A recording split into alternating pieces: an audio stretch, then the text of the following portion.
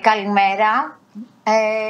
Θα ήθελα καταρχήν να ευχαριστήσω πάρα πολύ την κυρία Κατσόχη, διότι αυτό το γεννηθήκαμε για να συνεργαζόμαστε, νομίζω ότι τη χαρακτηρίζει και υποστηρίζει όλους τους νέους ανθρώπους. Να την ευχαριστήσω καταρχήν για όλη τη στήριξη που μου έχει δείξει στο καινούριο ξεκίνημα και να της ζητήσω και ένα μεγάλο συγγνώμη, γιατί ειλικρινά η τελευταία χρονιά για μένα ήταν πάρα πολύ ανατρεπτική και πάρα πολύ δύσκολη για να ανταπεξέλθω στα νέα μου καθήκοντα.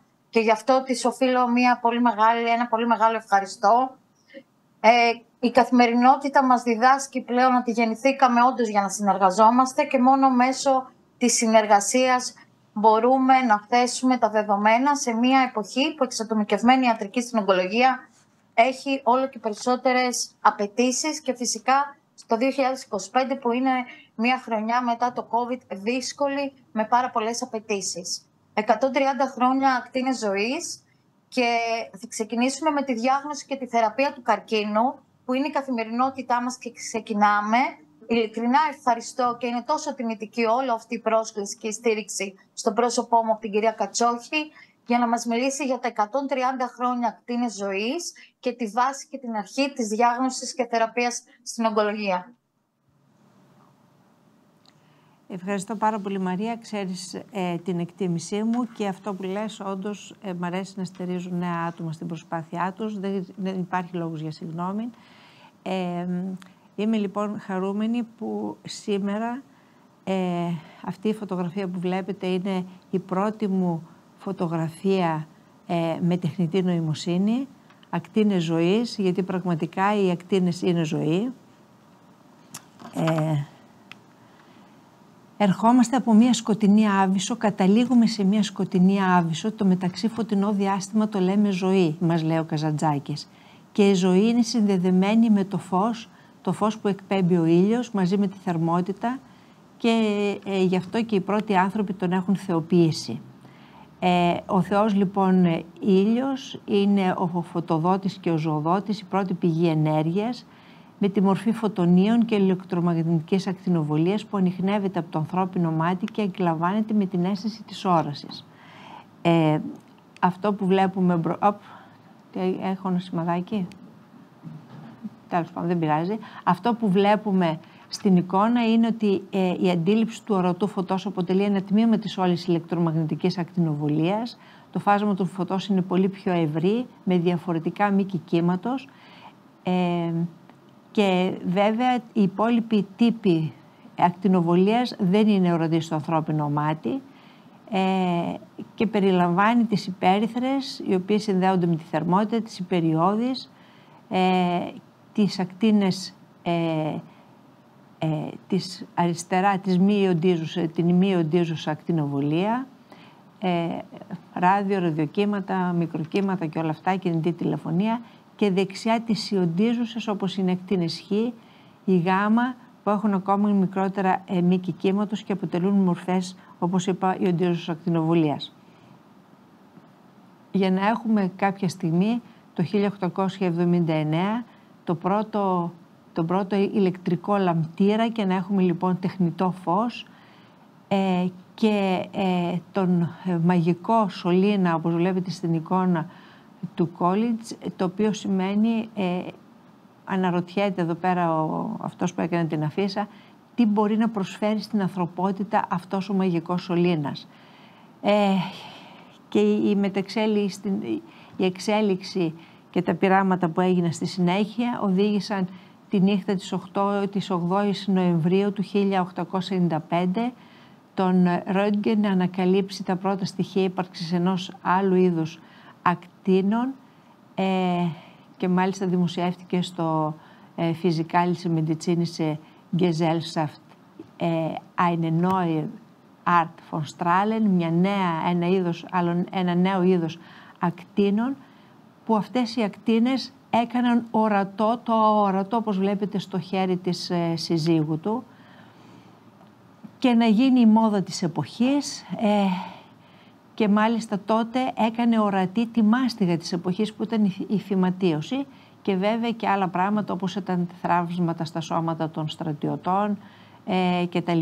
Βέβαια υπήρχε άγνοια των παρενεργειών, Με $10 μπορούσες τότε να μάθεις, σε καλούσανε, αυτό ήταν πολύ διασκεδαστικό η αφίεση αυτή, να μάθεις για τα μυστικά και τα μυστήρια της ραδιολογίας, και πρέπει να πω, ίσως να πρέπει να κάνουμε κάτι αντίστοιχο και τώρα, να κάνουμε μαθήματα ενημερωτικά για τις ακτίνες, γιατί εξακολουθούν, με μια έρευνα που έχει γίνει πρόσφατα, εξακολουθούν οι άνθρωποι να ανησυχούν για τις παρενέργειες, τις σωματικές των ακτινοβολιών, των ακτίνων γενικά, για την απώλεια της μνήμης, για δερματικές αντιδράσεις, για επίδραση στις καθημερινές δραστηριότητες, στην εργασία, στην άσκηση, όσον αφορά την ακτινοθεραπεία, τη μεταφορά τους, την εκπομπή ακτινοβολίας σε άλλους. Άρα λοιπόν περισσότεροι από τους μισούς αγωνιούν, δεν γνωρίζουν και μπερδεύουν τις ιοντίζουσες με τις μη ιοντίζουσες ακτινοβολίες. Αυτή ήταν μια παρένθεση για να συνεχίσω στο χρονικό των ακτίνων. Γρήγορα ακολούθησε η ανακάλυψη της φυσικής ραδιενέργειας από τον Μπεκερέλ και το ζεύγος Κιουρί, που απομόνωσαν στοιχεία ραδίου και πολωνίου στο εργαστήριό του στο Παρίσι. Αυτές οι τρεις θεμελιώδεις ανακαλύψεις άνοιξαν το δρόμο για τις ακτινοθεραπείες, την ακτινοθεραπεία εξ αποστάσεως, την τηλεακτινοθεραπεία όπως λεγόταν, και τη βράχυθεραπεία που γίνεται εκ του εγγύς. Ήδη οι πρώτοι ασθενείς ακτινοβολήθηκαν το 1896, μια γυναίκα με καρκίνο του μαστού, αργότερα δερματική καρκίνη, και σχεδιάστηκαν βελόνες, σωλήνες ραδίου κτλ. Για να χρησιμοποιούνται για τον αγώνα ενάντια του καρκίνου. Βλέπετε εδώ διαφημίσεις από εργαστήρια και στην Ελλάδα και στο εξωτερικό.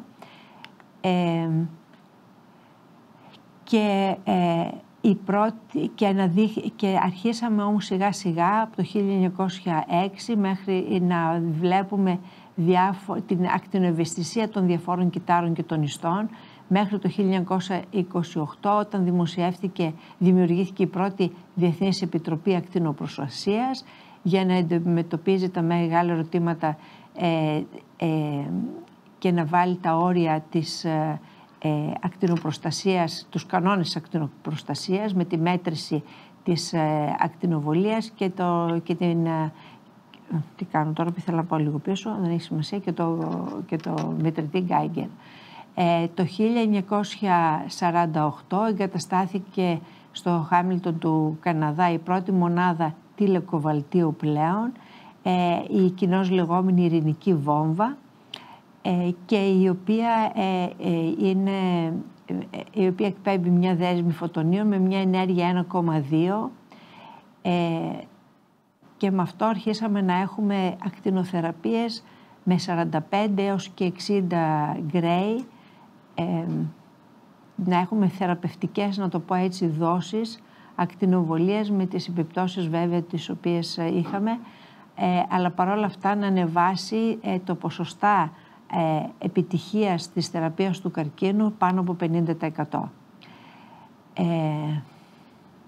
Και όλα αυτά έβαιναν καλώς, και μέχρι που έγινε η πρώτη επόμενη μεγάλη επανάσταση το 1967, όταν η αξονική τομογραφία εισήχθη στην ιατρική διαγνωστική με τον Χάουνσφιλντ, και βέβαια ξεκίνησε η εποχή των γραμμικών επιταχυντών. Λίγο πιο πριν είχαμε τον αριστερά στην εικόνα γραμμικό επιταχυντή, μετά φτάσαμε βλέπουμε την εξέλιξή του δεξιά στην εικόνα. Είναι μηχανήματα υψηλής ενέργειας, μέγα βολτάζ, και διεσδύουν, επιτρέποντας για πρώτη φορά θεραπεία εντοπισμένων όγκων στο βάθος του σώματος, σε πιο κεντρικά σημεία, χωρίς να κάνουν να επιδρούν, να κάνουν καταστροφικές ζημιές στο δέρμα και στους γύρω ιστούς, να είναι πιο επικεντρωμένη η ακτινοβολία. Αριστερά βλέπετε τις καμπύλες των διαφόρων ενεργειών και δεξιά την περιβόητη καμπύλη του όφελους δεξιά, της θεραπείας αριστερά και της βλάβης δεξιά. Δηλαδή αυτό το θεραπευτικό κοινώς λεγόμενο παράθυρο, μέσα στο οποίο πρέπει να κινηθεί η ακτινοθεραπεία για να φέρει όφελος και όχι ζημιά. Για να δημιουργηθούν με τον καιρό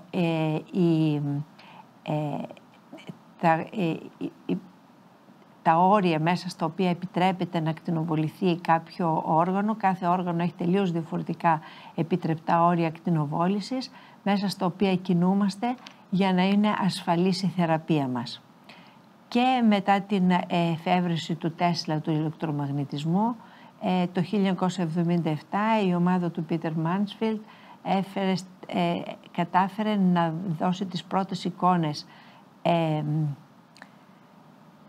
του μαγνητικής τομογραφίας και έτσι μπήκε στη ζωή μας ένα ακόμη εργαλείο να συμπληρώσει όλο αυτό την πληθώρα πλέον των ηλεκτρονικών και των απεικονιστικών συστημάτων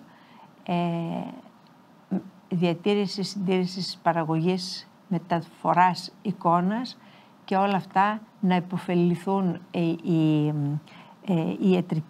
οι ασθενείς, οι πολίτες με έγκαιρη διάγνωση, να μπει στη ζωή μας η έγκαιρη διάγνωση και κατά ακολουθία και η στοχευμένη θεραπεία. Άρα λοιπόν έχουμε το 1980 την ψηφιακή πλέον επανάσταση και την είσοδό μας την δεκαετία του 90 στον παγκόσμιο ιστό.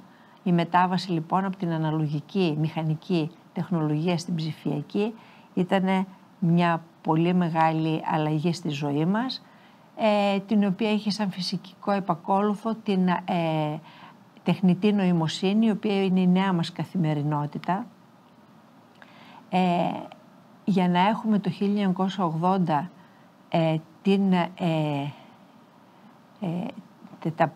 τις πρώτες εικόνες της τομογραφίας εκπομπής ποζιτρονίων, η οποία άλλαξε πραγματικά και τη διάγνωση, τη σταδιοποίηση του καρκίνου, έκανε πιο πολλά, έκανε ορατά τα λειτουργικά σημεία της εστίας του όγκου και άλλαξε και κατά 30% τις διαγνώσεις στην αρχική σταδιοποίηση, στην παρακολούθηση των ασθενών και κατά 50% το πλάνο, το σχεδιασμό της ακτινοθεραπείας. Άρα λοιπόν η καθημερινή η εξέλιξη προχώρησε και ένα βήμα πιο πάνω. Η καθημερινή απεικόνιση του πεδίου της θεραπείας, δηλαδή αυτό που λέμε εμείς απεικονιστικά καθοδηγούμενη ακτινοβολία, που συγκρίνει την υβριδική εικόνα που πραγματοποιούμε με την εικόνα της ημέρας του έλεγχου της θεραπείας, μας δίνει τη δυνατότητα να έχουμε πιο καλή στόχευση, πιο λίγες παρενέργειες. Άρα λοιπόν από τις 2 διαστάσεις πήγαμε στις 4 διαστάσεις, όπως βλέπετε εδώ στην εικόνα του μαστού, με τον έλεγχο της αναπνοής, την διαμορφούμενη έντασης ακτινοβολία. Άρα λοιπόν και πάνω απ' όλα την υβριδική εικόνα, όπως βλέπετε στον ελέφαντά μας, που είναι η εικόνα η οποία πραγματοποιείται από τη σύνταξη όλων των εικόνων της αξονικής τομογραφίας, της PET, της μαγνητικής και όλα αυτά οι πληροφορίες σε μια νέα εικόνα, την οποία μπορούμε να χειριζόμαστε, να σχεδιάζουμε και ποια ήταν η αλλαγή, ποιο ήταν το όφελος στη θεραπεία και στο χειρισμό των ασθενών. Αυτό είχε μεγάλη αποτελεσματικότητα, λιγότερες παρενέργειες, αλλά σε πρακτικά άλλαξε τις ενδείξεις και τον τρόπο που χειριζόμαστε. Παραδείγματος χάρη στον καρκίνο του μαστού έχουμε αποκλιμάκωση σε ορισμένες περιπτώσεις ή εντατικοποίηση της θεραπείας. Παραδείγματος χάρη μετά από την ογκεκτομή μπορούμε πέρα από την ακτινοβόληση του μαστού να στοχεύσουμε και ειδικά στην κήτη του όγκου. Άρα επομένως βλέπουμε και στοχεύουμε πολύ σημαντικά πράγματα στην νόσο του Hodgkin να μικρύνουμε τα πεδία μας, γιατί έχουμε τα στοιχεία της PET. Στο head and neck της, σε μια πολύ σοβαρή και ευαίσθητη περιοχή, να μπορούμε να έχουμε καλύτερη προστασία των υγιών στοιχείων, όπως είναι η σιελογόνια δένης και τα άλλα. Κερδίσαμε με ασφάλεια τη λειτουργική διατήρηση του πάσχοντος οργάνου, όπως και στην περιοχή της κεφαλής και τραχύλου, στον καρκίνο του προκτού, στον καρκίνο της κίστης, στον καρκίνο του προχωρημένου τραχύλου της μήτρας και τώρα πρόσφατα με τον ισοφάγο και το ορθό. Γίνονται με ασφάλεια οι συνδυασμοί στο γυναικολογικό καρκίνο της εξωτερικής ακτινοβολίας και της βραχυθεραπείας, πολύ μακριά από το παλιό ράδιο, το οποίο έφερνε το προσωπικό, εκτίθεται το προσωπικό στην ακτινοβολία. Οι ασθενείς, η πηγή είναι εξ αποστάσεως, remotely, οπότε δεν έχουμε την έκθεση του προσωπικού στην ακτινοβολία και είναι πολύ πιο στοχευμένη η θεραπεία. Ένα παράδειγμα να φέρω στον καρκίνο του προστάτη, κατά τον ίδιο τρόπο, στην τοπικά προχωρημένη νόσο, ο συνδυασμός της βραχυθεραπείας στην προκειμένη περίπτωση με ραδιενεργούς κόκκους και ο συνδυασμός με την εξωτερική ακτινοβολία είναι το μέγιστο σε ακτινοθεραπευτική δόση με πολύ καλύτερα αποτελέσματα σε μια τοπική μεν αλλά προχωρημένη νόσο. Και μια μελέτη της Ιταλίας έδειξε ότι με την πάροδο των ετών, δηλαδή χρονολογικά, πώς μετακινήθηκαν οι θεραπείες σε πιο υψηλές δόσεις με τις καινούργιες και σε καλύτερα αποτελέσματα με τις καινούργιες θεραπείες. Παράλληλα έχουν προκύψει και με την ακτινοδιάγνωση, την PET, την αξιολόγηση των εικόνων και όλες τις λεπτομέρειες που μας δίνει η ακτινοδιάγνωση, έχουν προκύψει νέες έννοιες για στην απεικόνιση του καρκίνου, για τον αντιπλησμό ομάδων ασθενών με ή ολιγομεταστατική νόσο, κοινώς λεγόμενη, ή ολιγοπρόδο, ή όλα αυτά τα ολίγο, τα οποία σημαίνουν μια αρχή, μια πολύ μικρή εστία, την οποία μπορούμε με τη στερεοτακτική ακτινοθεραπεία, με χαμηλές παρενέργειες, σε σύντομο χρονικό διάστημα, να την αντιμετωπίσουμε. Είναι γνωστός ο ρόλος της ακτινοθεραπείας στις οστικές μεταστάσεις και τώρα με την έγκαιρη διάγνωσή τους σε επώδυνες μεταστάσεις με τη στερεοταξία έχουμε καλύτερα αποτελέσματα. Και όπως βλέπετε εδώ μπορεί κανείς να στοχεύσει και μόνο στο μισό κομμάτι του σπονδύλου και μια τεχνική την οποία τη χρησιμοποιούμε και σε επανακτινοβόληση. Όλοι γνωρίζετε την μεγάλη επιτυχία και την αλλαγή των ενδείξεων πλέον στις εγκεφαλικές μεταστάσεις και στην υποτροπή μετά από ολοκρανιακή ακτινοβολία, αλλά και στην αρχική διάγνωση σε μέχρι 5, τώρα ίσως και λίγο περισσότερες μεταστάσεις που γίνεται με το Gamma Knife ή το Cyber Knife, την ακτινοχειρουργική κοινώς, όπου ακτινοβολούνται οι μεταστάσεις και αποφεύγουμε ή απομακρύνουμε την πιθανότητα της ολοκράνιας ακτινοβολίας και βοηθάει και στο follow-up που το βλέπουμε εδώ πέρα. Το follow-up μας βοηθάει να δούμε πραγματικά την εξέλιξη στην πάροδο των μηνών μιας εστίας. Άρα λοιπόν όταν ελέγχουμε τον εγκέφαλο μπορούμε με ησυχία να ασχοληθούμε με το υπόλοιπο σώμα. Εδώ σας δείχνω την τεχνική του ελέγχου της αναπνοής για την ακτινοβολία του αριστερού μαστού. Αριστερά βλέπετε την απόσταση που έχει το ακτινοβολούμενο πεδίο από την καρδιά.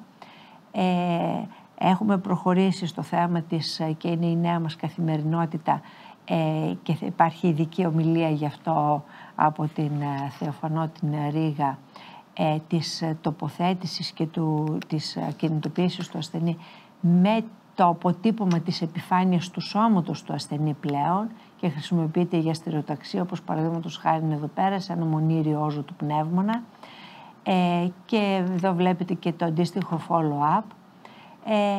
Έχει μπει και η έννοια της επανακτινοβόλησης, διότι ακριβώς με την δυνατότητα να ανιχνεύουμε εγκαίρως υποτροπές που μπορεί να είναι κοντά σε ένα προηγούμενο στόχο, με την τεχνολογία λοιπόν που διαθέτουμε μπορούμε να ακτινοβολήσουμε όπως το προηγούμενο παράδειγμα, άρα μπορούμε να έχουμε επανακτινοβόληση. Και βέβαια άλλαξε και η σχέση μας με την συστημική θεραπεία, τη χημειοθεραπεία, την ανοσοθεραπεία.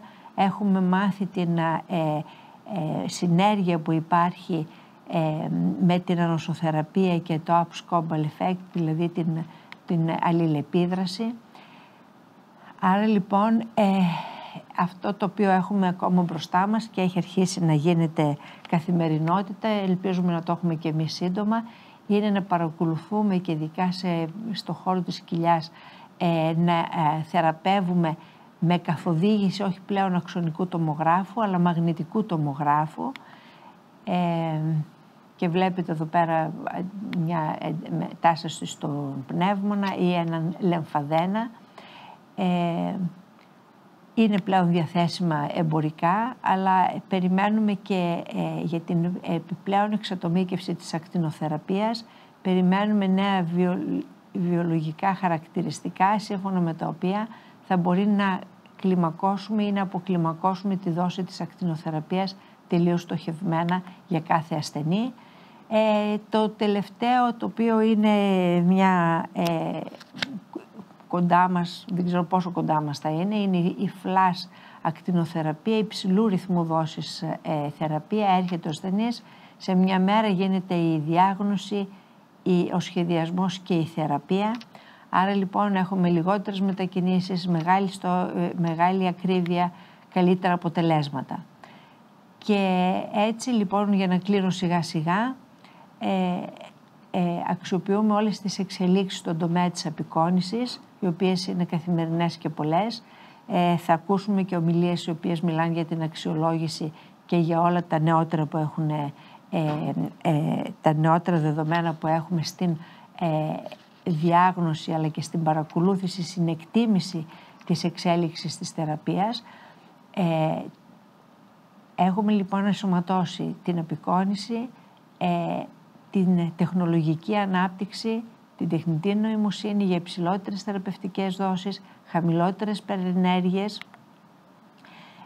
Εδώ το βλέπετε έτσι στην κλίμακα με την ίδια έννοια, και όλα όσα πετύχαμε θεωρώ ότι μόνο η πρόοδος της επιστήμης δεν μπορεί να κάνει θαύματα αν δεν συμβαδίζει, δηλαδή όλα αυτά τα ωραία πράγματα που μπορούμε να πετύχουμε ή να πραγματοποιήσουμε δεν θα ήταν αρκετά αν δεν συμβάδιζε με την έγκαιρη διάγνωση και την πρόληψη, τα οποία έχουν μπει σιγά σιγά και αυτά στη ζωή μας. Η απεικόνηση μας δίνει αυτή τη δυνατότητα, και σας κλείνω εδώ πέρα με τον ήλιο της Άκος. Είναι το νέο σύμβολο που θα έχουμε στην έκθεση φωτογραφίας της Άκος που θα ξεκινήσει στις 25 Φεβρουαρίου και σας καλώ όλους. Ευχαριστώ πάρα πολύ.